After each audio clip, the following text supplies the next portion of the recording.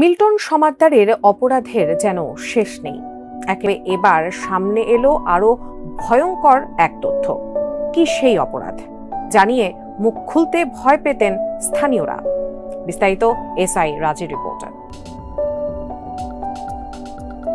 মানবতার ফেরিওয়ালা সেজে ভয়ঙ্কর প্রতারণার অভিযোগে গ্রেফতার হয়েছেন মিল্টন সমাদ্দার। একাধিক মামলাও হয়েছে তার বিরুদ্ধে।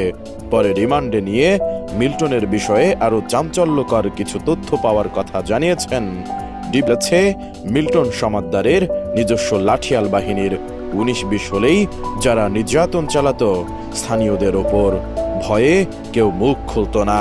তবে এবার সব সামনে আসছে।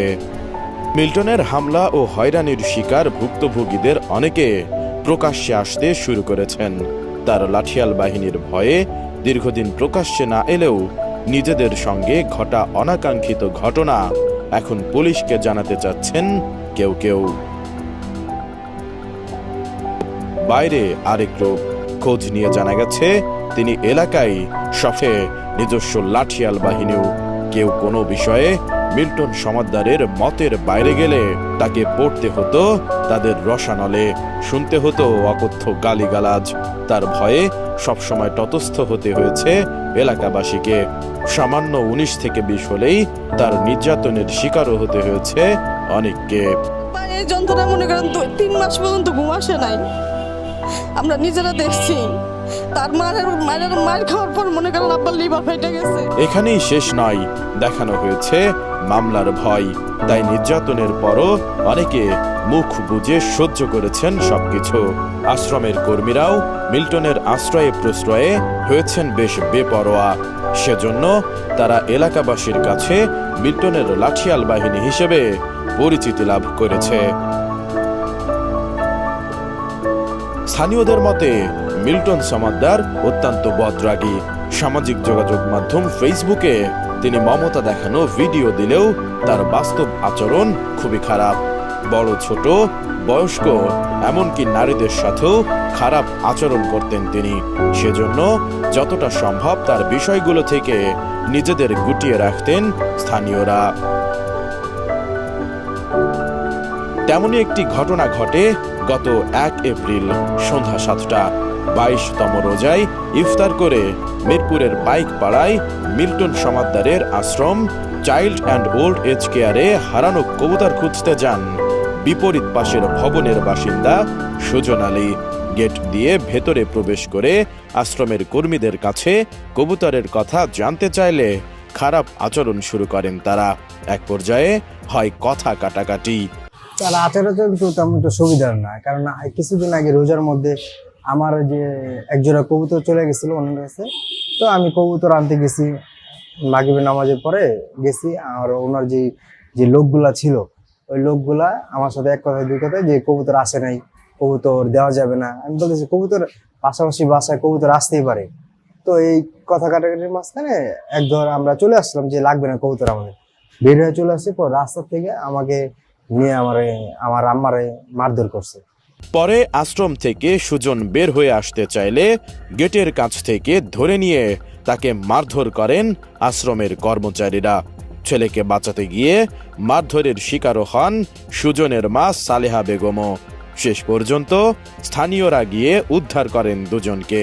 এ সময় মিল্টন সমাদ্দার সেখানে উপস্থিত হয়ে জরুরি সেবা 999-এ ফোন করে চাঁদাবাজির মামলায় দুজনকে পুলিশের হাতে তুলে দেওয়ার জন্য কর্মীদের নির্দেশ দেন।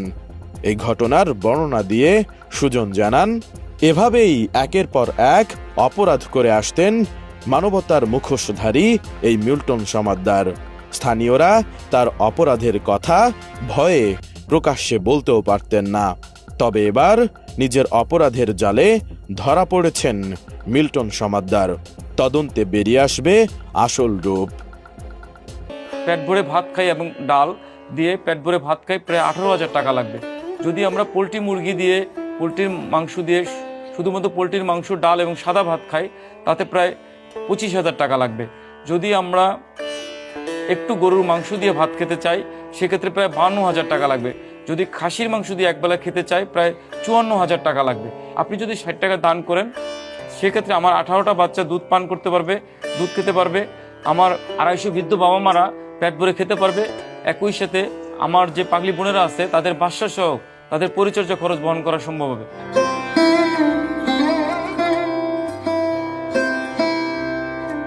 আসসালামু আলাইকুম, আমি মিল্টন সমুদ্র, বর্তমানে চাইল্ড নুল স্কারের পরিচালনার দায়িত্বে আছি।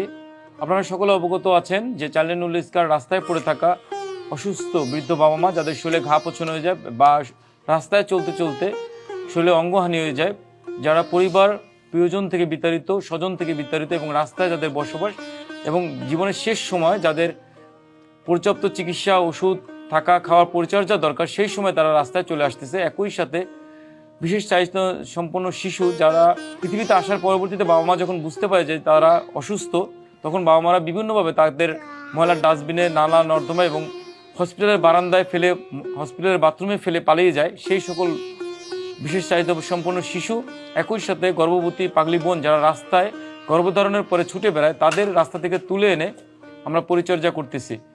এই পরিচর্যা কার্যক্রম করতেছি আপনাদের সকলের স্বেচ্ছাদানে। আমি যদি একটু উল্লেখ করতে চাই, আমরা কোনো এনজিও, সংগঠন, গ্রুপ, সরকারি অনুদান ছাড়াই আপনাদের সকলের দানে আমাদের এই প্রতিষ্ঠান পরিচালিত হয়।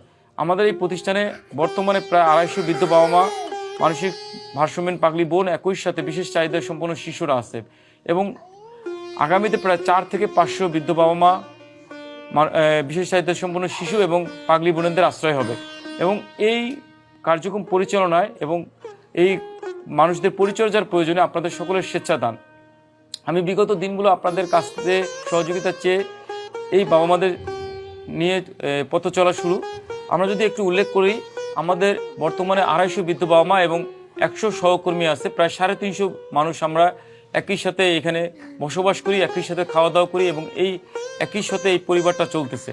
এই 350 মানুষের প্রতিবেলায় খেতে প্রায় 60 টাকা লাগে এবং এই ভিডিও যখন চলমান থাকবে বা এই ভিডিও যখন চলবে, তখন প্রায় 400 থেকে 500 বাবা মার আশ্রয় হবে এই প্রতিষ্ঠানে এবং সহকর্মীদের নিয়ে 600 মানুষ এই পরিবারে বসবাস করবে। এই 600 মানুষের একবেলা খেতে মাঝে মাঝে নিজেকে পাগল মনে হয় কি যে আমার পাগলা কুকুরে কামড় দিছে, যার জন্য এই কাজ করতেছি। এই কাজ আসলে ভালো মন মানসিকতা তো পরে এখানে এত বেশি পরিশ্রম, এত বেশি স্ট্রাগল থাকে, এখানে এত বেশি মানুষের কথা শুনতে হয়, আজে বাজে কথা শুনতে হয়। মাঝে মাঝে অস্থির লাগে যে কেন এই কাজটা শুরু করলাম, কেন এটা কাজটা করলাম। আসলে আমি যে বর্তমানে যে কাজটা করতেছি, এটা পাগল মানুষ ছাড়া সুস্থ মানুষের পক্ষে সম্ভব না। মাঝে মাঝে মনে করি এগুলি কেন ফেলে দিয়ে, ছেড়ে দিয়ে, যে যেরকম ছিল সেরকম রেখে কোথাও পালাই যাই অথবা নিজের স্বাধীনচেতা জীবনযাপন করি। কারণ আমি গত 10 বছর ধরে একটা জায়গায় বদ্ধ হয়ে গেছি, একটা গণ্ডির মধ্যে পড়ে গেছি। আরাম আয়েশ বলতে, নিজস্ব সুখ শান্তি বলতে কিছু নাই। আমি যদি এই কাজটা নাও করতাম তাও কিন্তু খুব ভালোভাবে চলতে পারতাম, কারণ আমার নিজের যে বিজনেস আছে, আমি বিজনেসে 5 থেকে 6 লাখ টাকা মাসে আয় করি। আমার ওয়াইফ সরকারি চাকরি করে, আমার 2টা বাচ্চা, আমরা খুব ভালোভাবে জীবন কাটাতে পারতাম। তারপরে করে যাচ্ছে মানুষের খাবারের ব্যবস্থা, 180-81 জন মানুষের চিকিৎসা ব্যবস্থা, ওষুধপত্র, তাদের দেখভাল, সমস্ত কিছু করে মাসে 30 লাখ টাকা খরচ বহন করার পরে চিন্তা করছি রাস্তায় পড়ে থাকা অসহায় মানুষ, যাদের শরীরে ঘা পচন হয়ে গেছে, যাদের দেখার মতো কেউ নাই, যাদের প্রসবের রাস্তা, পায়খানার রাস্তা পচে গেছে, ছোট ছোট প্রতিবন্ধী বাচ্চা, অবুঝ শিশু রাস্তার বাথরুমের মধ্যে, ময়লার ডাস্টবিনের মধ্যে, নালা নর্দমার মধ্যে পড়ে থাকে, সেই বাচ্চাগুলো তুলে আনে পরিচর্যা করতেছি।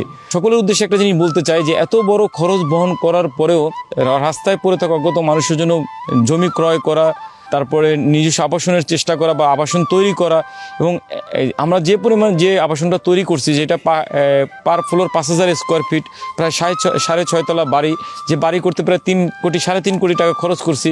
মাসে ব্যক্তিগত আয় করি প্রায় 5 থেকে 6 লাখ টাকা। সেই টাকাটা পর্যন্ত এখানে ব্যয় করে খরচ করি। যখন মানুষ খুব খারাপভাবে নেগেটিভ কমেন্ট করে, গালাগালি করে, বাজে কমেন্ট দেয়, মন্তব্য করে, ফোনে থ্রেট দেয়, অনেক সময় দেখা যায় বিভিন্নভাবে থ্রেট খাইতে হয়, উল্টাপাল্টা বলে, তখন খুব নিজের মধ্যে খুব খারাপ লাগে। দিন শেষ তারপরেও একটা ভালো লাগা আছে, সততার মধ্যে, স্বচ্ছতার মধ্যে থেকে চেষ্টা করে যাচ্ছি। আমি কি করতেছি, উপরে একজন সৃষ্টিকর্তা আছে, আল্লাহ আছে, তিনি দেখতেছেন এবং আমি জানি। তো সেই জায়গাটা থেকে যে না, যে যাই বলুক কাজটা করে যাব। দেখতে দেখতে অনেক ঝক্কি ঝামেলা, অনেক কটু কথা, অনেক বাধা বিপত্তি, অনেক প্রতিকূলতা, অনেকবার প্রায় 7-8 বার গণধোলাই খাওয়া, পুলিশের মাইর খাওয়া, সব কিছু পরেও আমরা এই যে নিজস্ব আবাসনে আসতে পারবো। এবং আমার যে প্রত্যাশা ছিল বা চাইল্ড নুল স্কারে যে প্রত্যাশা ছিল 500 বৃদ্ধ বাবা মা আশ্রয় পাবে, সেই জায়গাটাতে আসতে পারতেছি, সেটাই আসলে অনেক বড় সৌভাগ্যের ব্যাপার, পাওয়ার ব্যাপার। আমি তখনই বেশি খুশি হয়ে যাব বা তখনই বলবো যে জীবনে কিছু করতে পারছিস, যখন আমার এই আশ্রয় কেন্দ্র চালু হবে, 500 বাবা মা আমার কাছে আশ্রয় পাবে, আমার 200 সহকর্মী নিয়ে এই বাবা মাদের পরিচর্যা করব, তখন আমার প্রত্যাশা পূরণ হবে, তখন আমার ভালো লাগা পূরণ হবে। এবং আমি আমার সকল শুভাকাঙ্ক্ষীদের উদ্দেশ্যে বলতে চাই, আমার পিছনে যেমন খারাপ মানুষ ছিল, আমাকে মানে আমার প্রতি ক্ষোভ ছিল, দুঃখ ছিল, এবং আমার অনেক শুভাকাঙ্ক্ষী আছে যারা আমাকে অনেক ভালোবাসছে, বিশ্বাস করছে, তাদের